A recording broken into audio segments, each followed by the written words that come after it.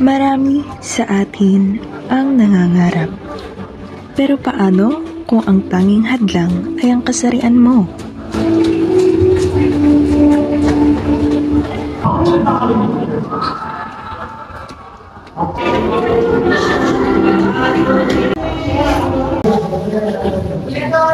Alvarez, present po! Aba, 20 minutes kang late. Hindi pwede yung Miss Alvarez. Hanggang kailan mo itutuloy ang ganitong ugali? Opo!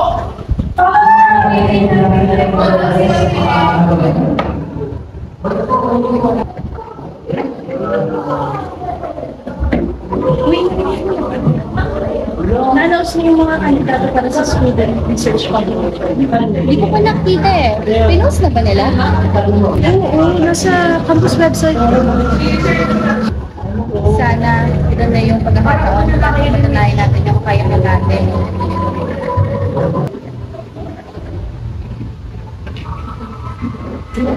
Reyes, Bautista, Tolentino.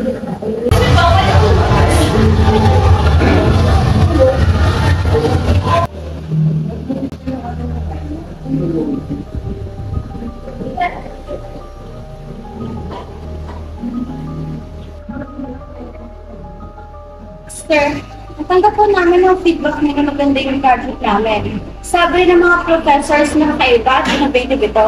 Pero bakit hindi po kami kabilang sa mga kandidato? Actually, oo, maganda yung project mo. Pero maging totoo tayo, Miss Alvarez. Babae ka. At yung grupo nyo, puro babae at nasa larangan kayo na dominado ng mga lalaki. Wala kayong laban sa kanila. At saka hindi kayo kasi kwalipikado. Sir, ano ka nalaman nun?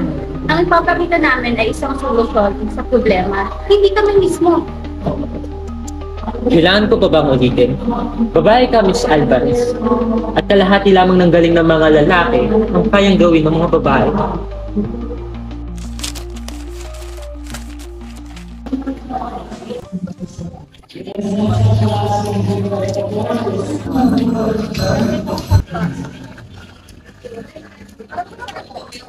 Kasi naman pwede yung kung ano yung maitulong sa'yo. Yung bagong professor na Research and Development. Sige, samahan na lang kita dun sa faculty.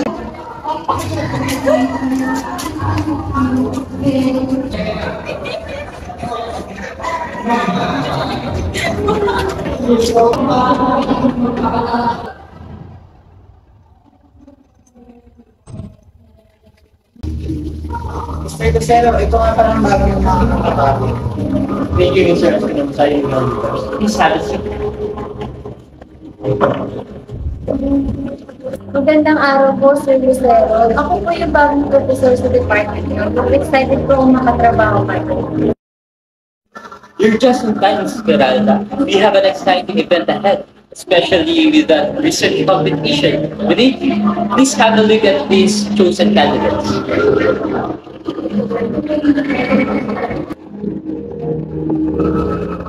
Mr. Reyes, Mr. Bautista, Mr. Tolentino. Sir Lucero, puro lalaki po yung mga kandidato natin. Wala po ba tayong babaeng representative? I have a keen eye, Esmeralda. Only the best projects get to be a candidate. You know what? Since it's your first day, why don't you just buy us some food to be my treat?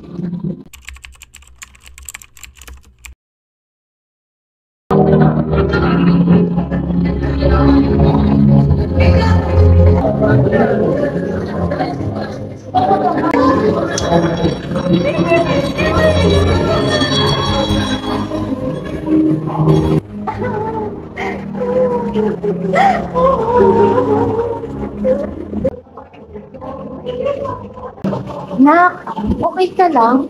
Pwede ko bang malaman kung anong nangyari? Nakakainis yung gender. Nakakainis yung stereotypes. Anong nangyari? Nag-apply po kasi yung grupo namin sa isang research competition. Sobrang excited po namin. Dahil sabi ng mga professor, maganda at high raw po. Pero hindi po kami tingin ng academic research. Dahil mga babae daw po kami at wala kami laban. Pero sinunod naman namin lahat ng rules at lahat ng criteria. Pwede mo bang ikwento tungkol sa aming planet mo?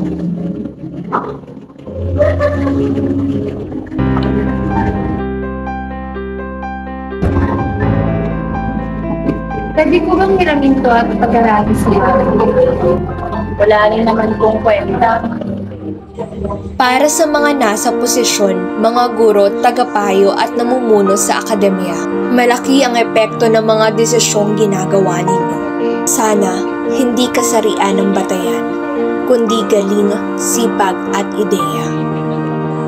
Walang mas mahina o mas magaling base lang sa kung babae o lalaki. Uy, narinig ko na ba? Pinustahan ng hospital rates? Hindi, nandismayan na ako. Grabe ulit. Ang dami usap-usapan sa faculty.